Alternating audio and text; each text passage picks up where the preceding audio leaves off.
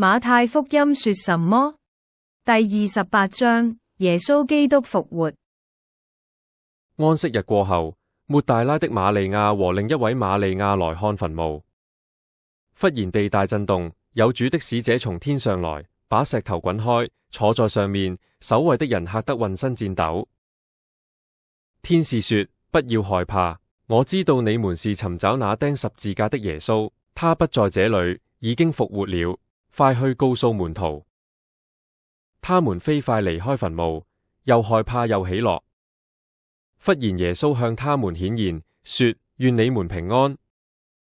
耶穌在加利利山上向門徒顯現，對他們說：天上地下所有的權柄都賜給我了，所以你們要去，使萬民作我的門徒，奉父、子、聖靈的名，給他們施浸，我就常與你們同在，直到世界的末了。